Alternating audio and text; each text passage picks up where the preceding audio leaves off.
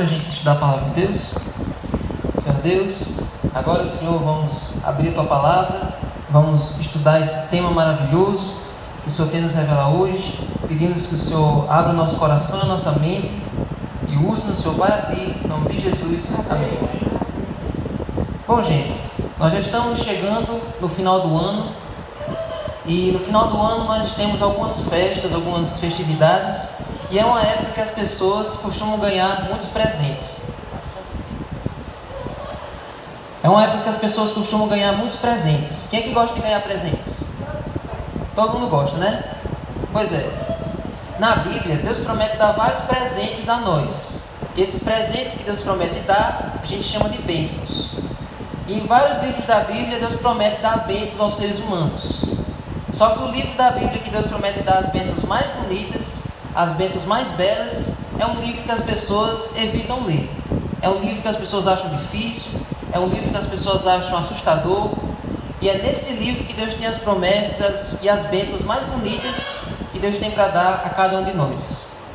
E toda vez que Ele vai dar essas bênçãos, Ele promete essas bênçãos para nós, Ele chama de bem-aventurança.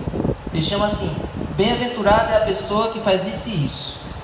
Quando Ele chama que uma pessoa é bem-aventurada, Ele diz que aquela pessoa é abençoada, que aquela pessoa é feliz. E nós vamos ver hoje as 7 bem-aventuranças que estão nesse livro. Um livro que as pessoas acham difícil, um livro que as pessoas acham difícil, pesado, mas que tem coisas muito bonitas nesse livro para cada um de nós. Vamos ver? Vamos lá para o livro de Apocalipse. É o último livro da Bíblia.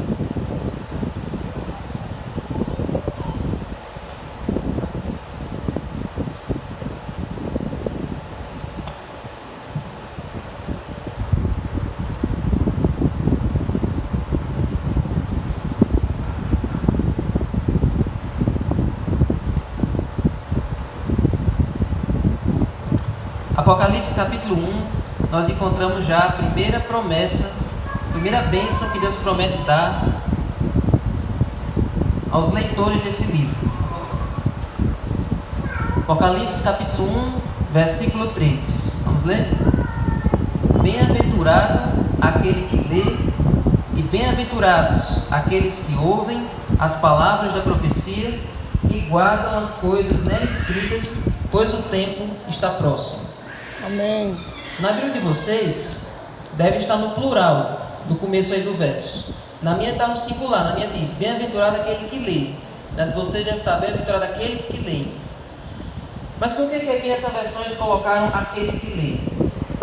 Porque a maioria dos livros do Novo Testamento eram cartas. Eram cartas que os apóstolos escreviam e mandavam para as igrejas. Quando essas cartas chegavam nas igrejas, tinha uma pessoa que era encarregada de ler a carta e o restante da igreja ouvia. Então, quando João começa o livro do Apocalipse, ele já começa dizendo: parabéns, bem-aventurada aquela pessoa que está lendo e aqueles que estão ouvindo, mas acima de tudo, aqueles que guardam, aqueles que praticam as palavras desse livro. Então, gente, é assim que João começa esse livro, o livro de Apocalipse. O bem-aventurado quer dizer que a pessoa está de parabéns, que aquela pessoa é uma pessoa privilegiada por estar fazendo isso. Então ele está dando parabéns para aqueles que leem e para aqueles que ouvem. A gente pode aplicar essa bênção tanto para quem lê o Apocalipse, como para quem lê a Bíblia toda. Parabéns para aquela pessoa que lê. Tem pessoas que sabem ler, tem pessoas que estudam a Bíblia lendo ali capítulo por capítulo, livro por livro.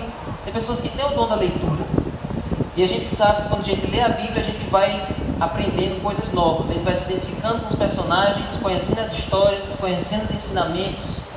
A leitura da Bíblia traz riquezas que a gente não consegue medir. Mas aí tem as pessoas que não sabem ler, mas elas ouvem. Tem gente que aprende mais ouvindo do que lendo. Essas pessoas, de acordo com a Bíblia, elas também estão de parabéns. Amém. Está de parabéns aquele que sabe ler, e aquele que não sabe ler, mas ouve, também está de parabéns. O problema é que tem algumas pessoas que nem leem e também não querem ouvir. Aí essas, infelizmente, não tem como a verdade chegar nelas. Mas está de mais parabéns ainda a pessoa que, além de ler e ouvir, guarda no seu coração. Coloca em prática. O que é esse guardar que a Bíblia diz? Não é guardar num instante e nunca mais precisar daquilo, nunca mais usar aquilo e esquecer o que aprendeu. Não é isso. É guardar no coração, é interiorizar aquilo que leu e que ouviu. Você quer ouvir um exemplo do que é guardar no coração? Quando Jesus nasceu, quando ele era bebê, Maria levou Jesus para o templo. E quando ele chegou lá, tinha um senhor lá, um profeta, o nome dele era Simeão. Ele chegou para Maria, Maria estava com Jesus, e ele disse: olha, esse bebê, ele tem um propósito para ele tem uma missão. Quando ele crescer, ele vai pregar a libertação, ele vai trazer a salvação para os povos. E para Maria, Simeão disse: uma espada traspassará o seu coração. Aí Maria achou aquela profecia um tanto assim forte para ela, mas a Bíblia diz que ela guardou aquilo no coração, ela não esqueceu aquilo que Simeão disse. E aí Jesus cresceu, começou o ministério dele, e todo esse tempo Maria estava guardando aquilo no coração dela. Olha, meu filho vai ter uma missão muito especial, mas em algum momento vai acontecer alguma coisa que vai machucar o meu coração, vai acontecer alguma coisa pesada envolvendo o ministério dele. E aí nós sabemos que no final do seu ministério, Jesus morreu na cruz, e aquilo foi um golpe muito fatal para Maria. Mas tudo aquilo tinha sido dito por Simeão, e Maria ouviu e guardou no seu coração. Então guardar no coração é nunca se esquecer, é estar com aquilo interiorizado em você, para que você possa repassar para alguém, para que você possa aprender com aquilo. Então, além de ler e além de ouvir, você deve guardar aquilo que você aprendeu. Amém? E por que a gente tem que ler? Por que a gente tem que ouvir? E por que a gente tem que aprender? No final do verso 3 diz: pois o tempo está próximo. Que tempo? O tempo do fim, o tempo perto da volta de Jesus. Jesus está perto de voltar. E quanto mais ele está próximo de voltar, mais a gente tem que buscar ele, mais a gente tem que aprender dele, para que ele não chegue e nos pegue desavisados. Então, João colocou aqui a urgência com que a gente tem que buscar e estudar a Bíblia, porque o tempo já está chegando. Se no tempo de João ele disse que o tempo já estava próximo, imagine os dias de hoje, está mais próximo ainda. Não é verdade? É verdade. Agora, vamos para a segunda bem-aventurança. Vamos para a segunda bênção que está no livro de Apocalipse. Apocalipse capítulo 14. 14, verso 13.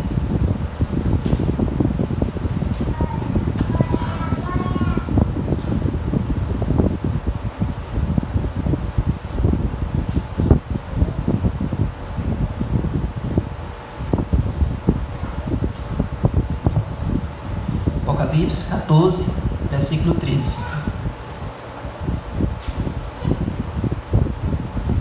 Bem-aventuranças.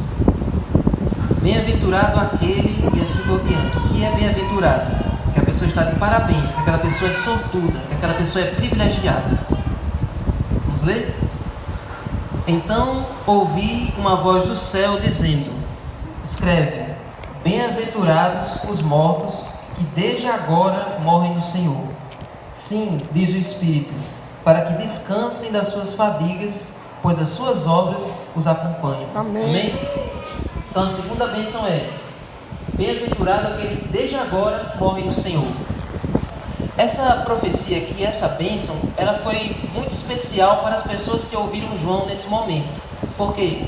Porque nesse momento aqui da história, o Império Romano ele estava perseguindo todos os seguidores de Jesus, todos os cristãos. Eles pegavam os cristãos, colocavam no Coliseu, que era uma arena da época, uma arena bem grande, jogavam os leões e os leões trucidavam os cristãos. Ele também mandava queimar os cristãos nas fogueiras, enforcar e assim por diante. Então foi um período de muita perseguição para os cristãos, para os seguidores de Jesus. E o próprio João também foi condenado à morte. João, antes de ir para a ilha de Patmos, ele foi condenado à morte num caldeirão de óleo fervente. Os soldados pegaram ele e colocaram ele lá para ele morrer cozinhado naquele caldeirão. Mas assim como aconteceu com os jovens lá na fornalha ardente, João não foi... Nada queimou João ali. João passou livre daquele caldeirão. Deus esfriou o óleo e poupou a vida do apóstolo João. E aí os inimigos pensaram assim: se o óleo, se a morte não dá jeito nele, então vamos mandar ele para a ilha de Patmos, que lá ele vai desejar estar morto. Porque lá, a Ilha de Patmos é um lugar tão ruim que a pessoa preferia estar morto do que ir para lá. Então foi lá na Ilha de Patmos que João escreveu o livro de Apocalipse. E de lá ele mandou essa profecia para os cristãos que estavam à beira da morte em vários lugares do mundo. Então, quando os cristãos recebiam essa promessa aqui, eles ficavam confortados. Saber que Deus estava chamando eles de bem-aventurados. Bem-aventurados aqueles que desde agora morrem do Senhor. Então, aquilo servia de conforto, servia de alento para eles. Então, aquilo motivava eles a ter mais coragem para entregar sua vida a Jesus. Porque os cristãos pensavam assim: se a minha vida foi preciosa a Deus, a minha morte também vai ser preciosa. Como eu entreguei a minha vida a pregar o Evangelho, a minha morte também vai pregar o Evangelho. Então os cristãos iam para a fogueira com coragem e sem nenhum medo, depois que liam essa promessa aqui. E talvez a única tristeza deles ali na fogueira era de não poder ter continuado a obra. Eles iam ali para o fogo e pensavam: vixe, mas eu podia ter pregado mais. Tem tanta gente que eu poderia ter pregado, mas agora eu estou dando a minha vida. Eu entrego essas pessoas nas mãos de Deus. E ali, quando eles morriam, sabe o que é que Deus fazia? Sabe o que era a providência de Deus? As pessoas que estavam ali assistindo, elas se convertiam vendo a morte daquelas pessoas, vendo a morte dos mártires. Então, Ellen White disse que o sangue daqueles mártires era como semente. Então, quando o mártir morria ali no fogo, os que estavam assistindo se convertiam e tomavam o lugar dele. Continuavam pregando o Evangelho e alcançando as pessoas que aquele mártir não pôde alcançar. Exatamente. Então o Espírito Santo garantia a eles de que a obra deles não tinha sido em vão. Como diz aqui no verso 13. Sim, diz o Espírito, para que descansem das suas obras, ou seja, o guerreiro agora vai descansar da sua obra, do seu trabalho, pois as suas obras os acompanham. Ou seja, o legado deles não foi em vão. O legado deles foi positivo. Outras pessoas foram alcançadas com o sacrifício deles. E ali, aquelas outras pessoas também se tornavam mártires e assim por diante. Mas o Evangelho não parou de ser pregado, porque essa profecia deu coragem, deu motivação para eles continuarem avançando. Amém? Então, essa é a segunda bem-aventurança. Agora, vamos para o capítulo 16, versículo 15. Terceira bem-aventurança do livro de Apocalipse. Apocalipse 16, versículo 15.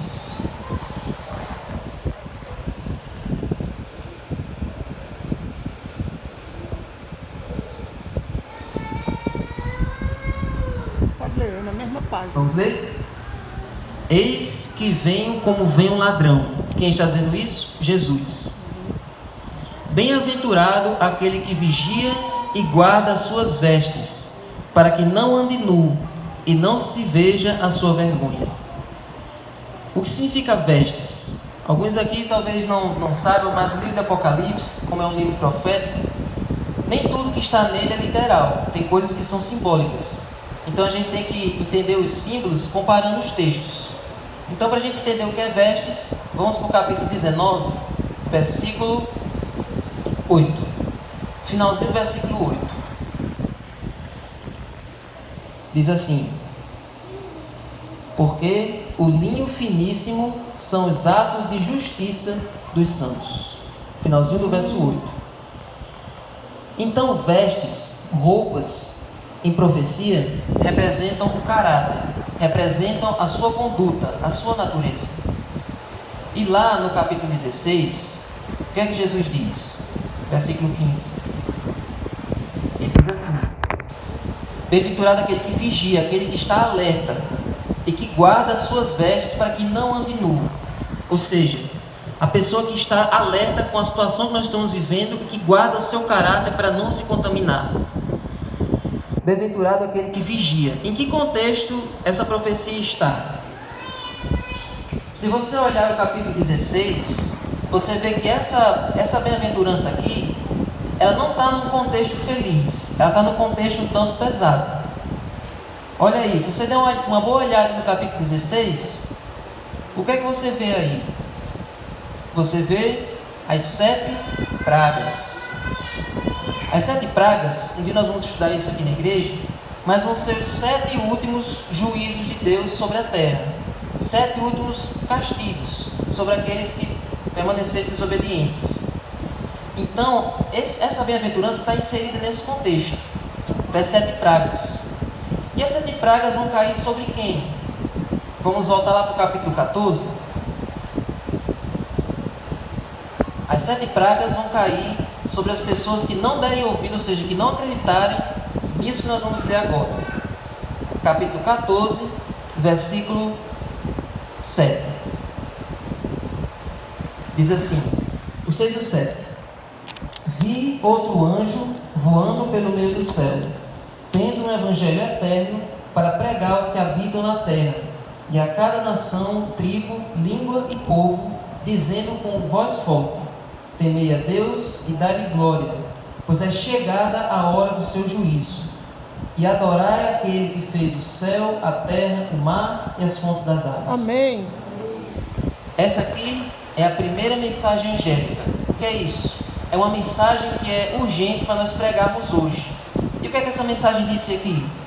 Essa mensagem que nós pregamos hoje, essa mensagem que é tão urgente para a gente falar para as pessoas, é para levar as pessoas a adorar o verdadeiro Deus, guardarem os seus mandamentos e prestarem atenção que já está rolando o juízo.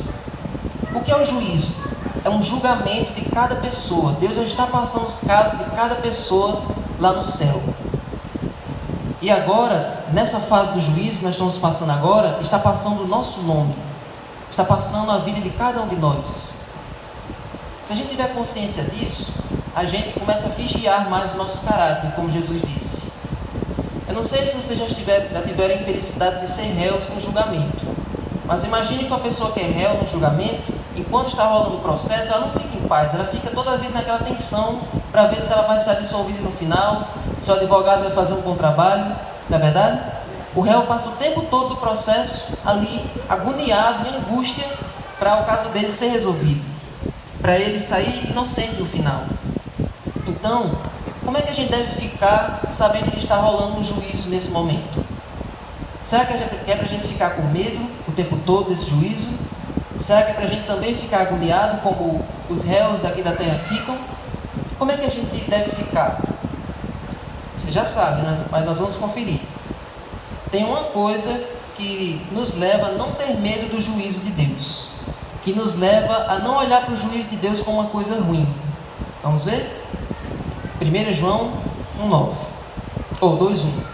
1 João capítulo 2, versículo 1.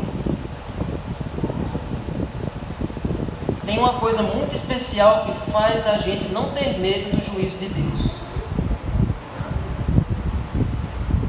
1 João 2, versículo 1.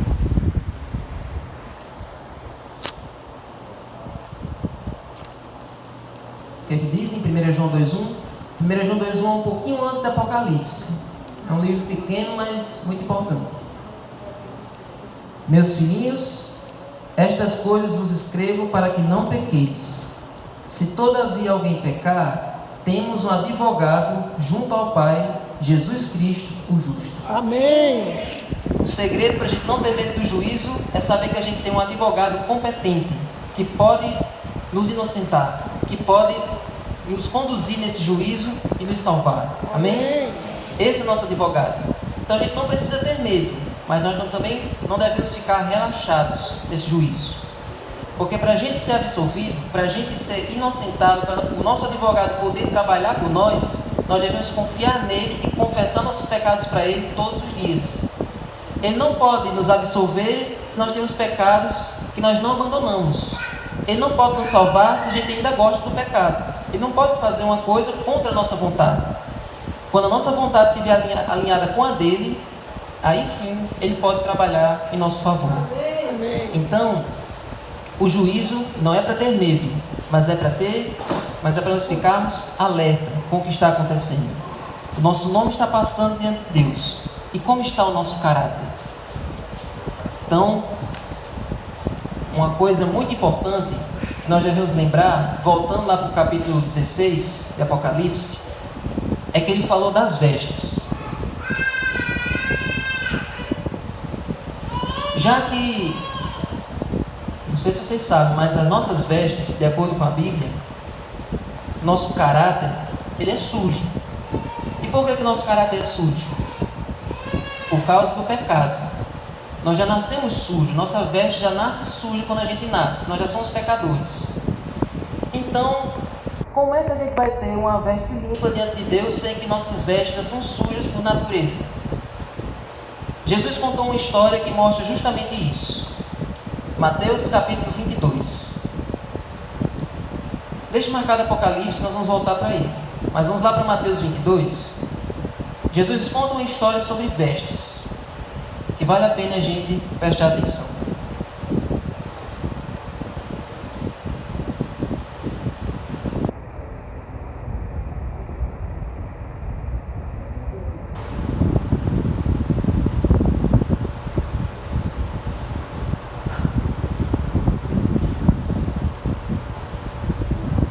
Mateus 22, vamos ver aí o verso 2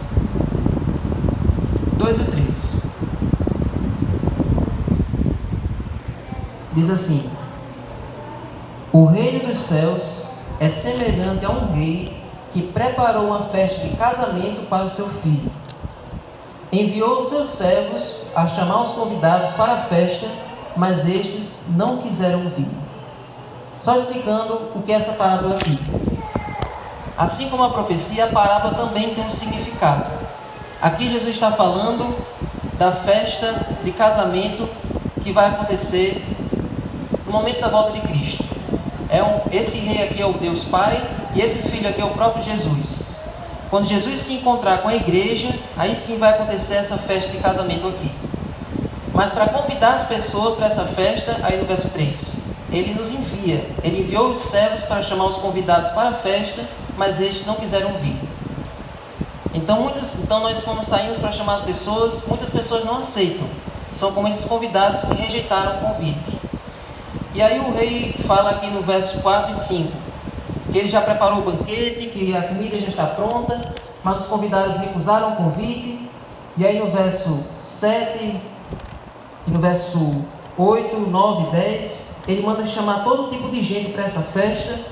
E aí no verso 10, e saindo aqueles servos pelas estradas, reuniram todos os que encontraram, maus e bons, e a sala do banquete ficou cheia de convidados. Agora preste atenção, verso 11, mas quando o rei entrou para ver os que estavam à mesa, notou ali um homem que não trazia veste nupcial, e perguntou-lhe: amigo, como você entrou aqui sem veste nupcial?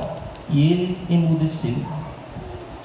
Então o rei disse aos serventes: amarrem os pés e as mãos dele e atirem-no para fora, nas trevas. Ali haverá choro e ranger de dentes. O que é que acontece? O rei mandou chamar os convidados recusaram. O rei mandou chamar todos que os servos encontraram na rua e eles vieram para a festa. Ao entrar na festa, eles tinham que receber uma roupa especial, uma roupa de casamento, a veste nupcial. Só que teve uma pessoa que entrou sem a veste. E essa pessoa o rei mandou tirar da festa. Então, gente, como é que a gente pode aplicar isso para nós? Para entrar no reino do céu, nós também precisamos de uma veste. Mas não da nossa veste que é suja, mas nós precisamos das vestes limpas de Jesus. Amém. Jesus, quando nós nos apresentamos para Ele, quando nós confessamos nosso pecado e queremos mudar de vida, Ele tira a nossa roupa suja e coloca a roupa limpa dele. Vestiduras brancas, sem pecado. Então, diante de Deus, Ele não vê a sua impureza, Ele vê a pureza de Jesus. Amém? Então, nós devemos vigiar e pedir todos os dias: Deus, Jesus, me vista com as suas vestes, me viste com a tua justiça, para que eu seja aprovado nesse julgamento. Amém? Então, essa é a terceira bem-aventurança. Agora vamos para a quarta. A quarta, ela é bem parecida com essa parábola que a gente leu. Vamos ler? Apocalipse 19, verso 9.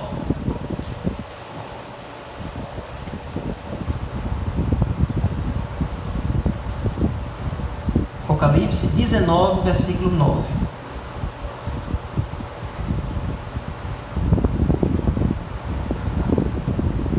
Diz o seguinte: então o anjo me disse: Bem-aventurados aqueles que são chamados à ceia das bodas do Cordeiro. E acrescentou: são estas as verdadeiras palavras de Deus. Amém. Apocalipse 19, versículo 9. Então, a ceia das bodas. O que é bodas? É uma cerimônia de casamento, é uma cerimônia que celebra, aqui no nosso mundo, é a cerimônia que celebra quantos anos passou do casamento. Passou 10, é bodas disso, passou 20, bodas daquilo, né? Aqui é a cerimônia de casamento de Cristo com a sua noiva. Quem é essa noiva de Jesus? Só lembrando, profecia tem muitas coisas que querem dizer outra, símbolos querem dizer outra coisa. Quem é essa noiva? O que é que significa essa noiva? Vamos aí para o capítulo 21, Apocalipse 21, versículo 2.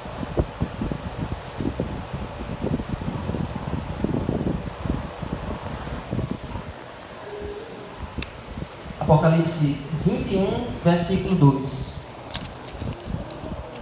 Diz o seguinte: vi também a cidade santa, a nova Jerusalém, que descia do céu da parte de Deus, preparada como uma noiva enfeitada para o seu noivo.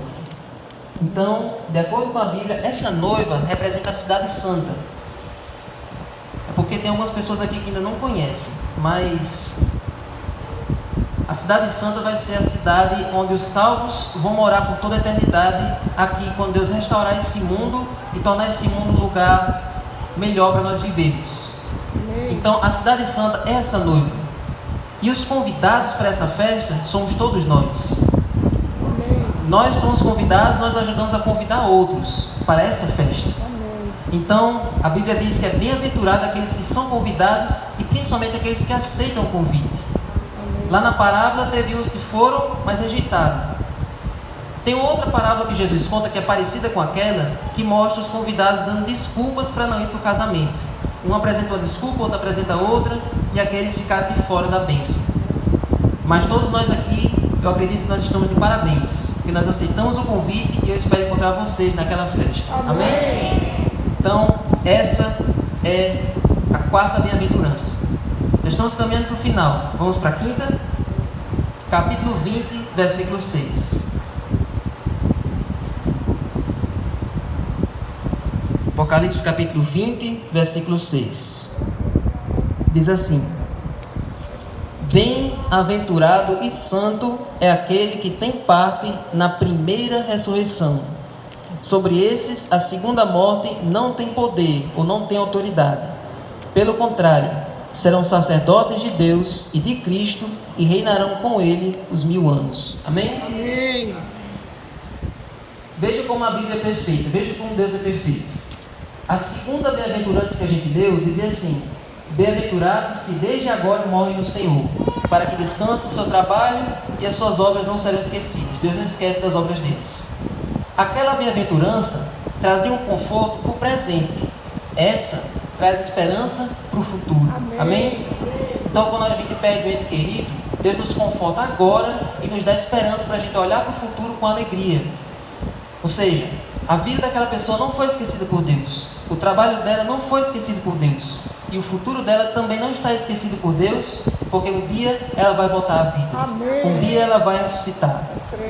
Isso é o lado bom de ser cristão. Isso é uma das coisas boas de ser cristão. Nós não temos medo do futuro, nós não temos medo do amanhã. A razão de nós estarmos aqui, de todo mundo que está aqui hoje, é porque acredita na ressurreição. Como Paulo diz lá em 1 Coríntios, não precisa ler, eu leio aqui. 1 Coríntios capítulo 15, Paulo diz a razão de nós sermos cristãos. Capítulo 15, versículo 17. Ele diz o seguinte: e se Cristo não ressuscitou, é vã a fé que vocês têm, e vocês ainda permanecem nos seus pecados. Ou seja, pelo fato de Jesus ter ressuscitado, nós podemos ter esperança. E o verso 19: se a nossa esperança em Cristo se limita apenas a esta vida, somos as pessoas mais infelizes desse mundo. Verdade. Graças a Deus que a nossa esperança não é apenas para essa vida. Nós temos a esperança de uma vida eterna. Amém? Então, essa é a diferença do cristão. Ele tem uma perspectiva melhor. Infelizmente, as pessoas que não têm essa visão, elas acreditam que quando elas morrerem, tchau, não tem mais outra oportunidade. Acabou-se, não tem mais outra chance. Não tem mais... Morreu e não vai ter mais outra vez. Por isso, nós estudamos numa lição na semana passada, que os ímpios eles têm aquele ditado: comamos e bebamos porque amanhã morreremos. Ou seja, vamos curtir aqui o máximo porque a gente não sabe, quando a gente morrer não vai ter outra oportunidade. Mas o cristão ele sabe que depois dessa vida nós temos outra, uma vida eterna. Amém? Então, essa é uma bem-aventurança que nos dá felicidade. Agora vamos para a sexta, capítulo 22, Apocalipse 22, versículo 7. Só mais um. Capítulo 22 de Apocalipse, versículo 7. Diz o seguinte: eis que venho sem demora, bem-aventurado aquele que guarda as palavras da profecia deste livro. Amém. Você pode pensar, mas por que ele repetiu isso? Ele não disse lá no começo, por que ele disse aqui no final de novo? Porque ele sabia, João sabia que muita gente, quando pegasse esse livro aqui, ia deixar de lado. Esse livro aqui tem muito monstro, tem muito símbolo, coisa que eu não vou entender. É melhor ler um livro mais fácil e deixar esse aqui de lado. Eu não vou dar atenção a esse livro. Por isso que João já deixou uma bênção. Deus já deixou uma bênção aqui, olha. Está de parabéns, vai ser muito abençoada a pessoa que realmente for atrás de entender esse livro, que guardar as palavras da profecia deste livro no seu coração. Então, todos aqueles que estudam a profecia, eles têm um norte para o seu futuro. As pessoas que não conhecem a profecia, muitas delas estão desorientadas. Na verdade, elas estão desorientadas, elas não sabem o que vai acontecer amanhã. Então, é importante a gente conhecer as profecias. Sabe por quê? Vamos abrir lá em Provérbios. Provérbios, capítulo 29, verso 18. O que é que acontece quando não existe profecia? Quando as pessoas não conhecem a profecia. 29, 18.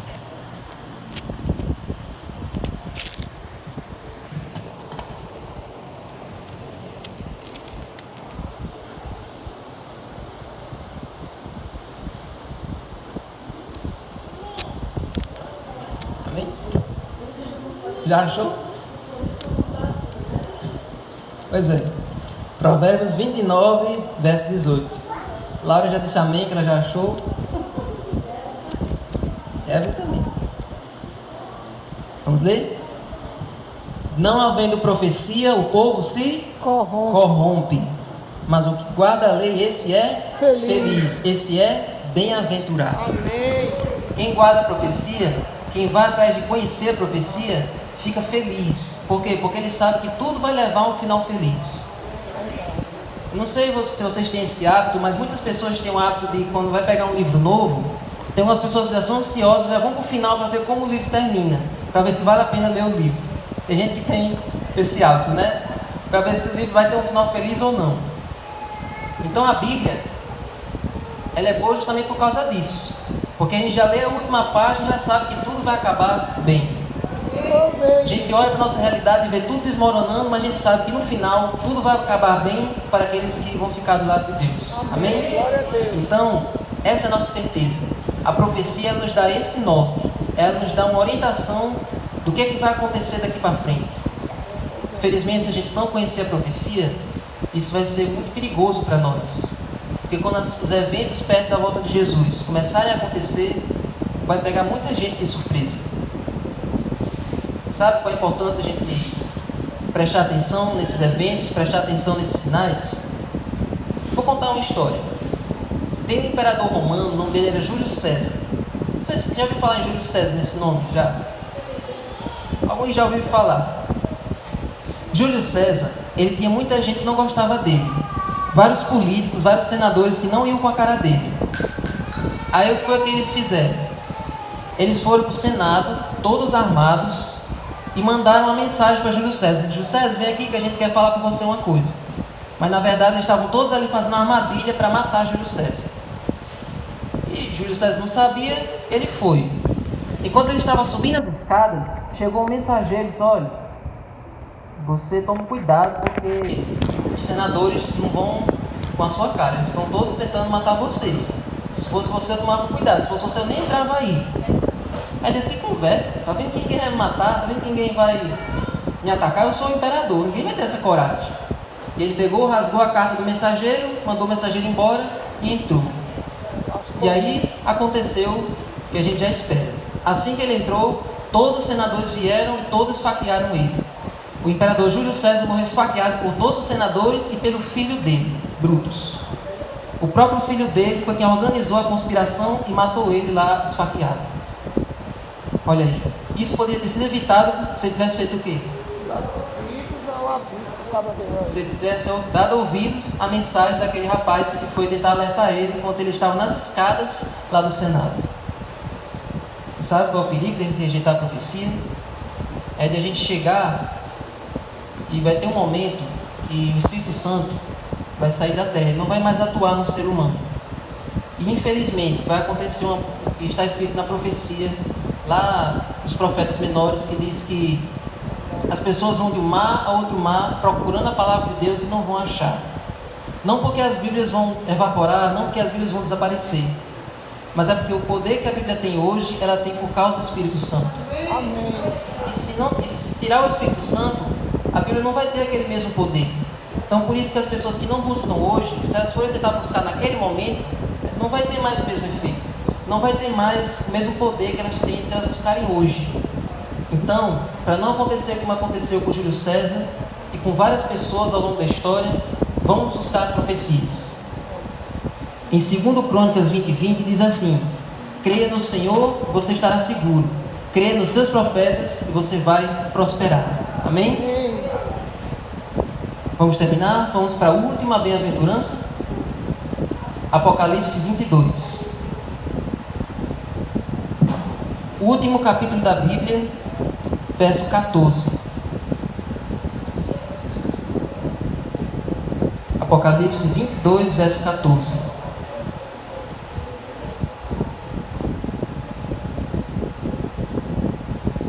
Com esse capítulo, João já nos coloca no céu, já nos coloca na entrada da cidade santa. Para isso, para nós termos acesso ao céu, nós temos que fazer uma coisa bem simples. Toda pessoa precisa fazer. Vamos ler? Bem-aventurados aqueles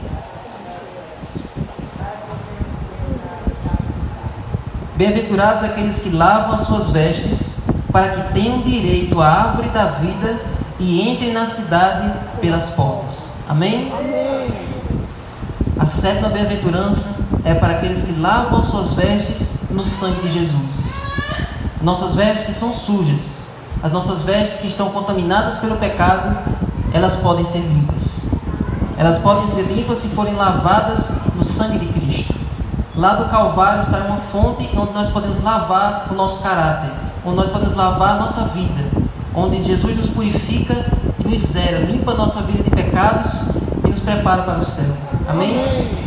E com essa promessa, com essa bem-aventurança, João já nos coloca nas portas do céu e nos dá, ele fala aqui ainda que os salvos vão ter direito à árvore da vida.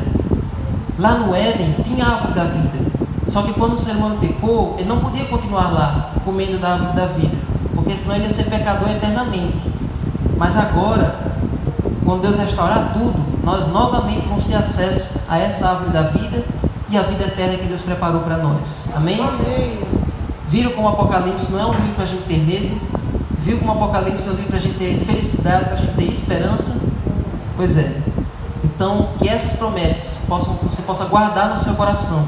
Assim como Maria guardou no coração dela, que nós também possamos guardar, para que a gente não fique desesperado quando as coisas ruins começarem a acontecer.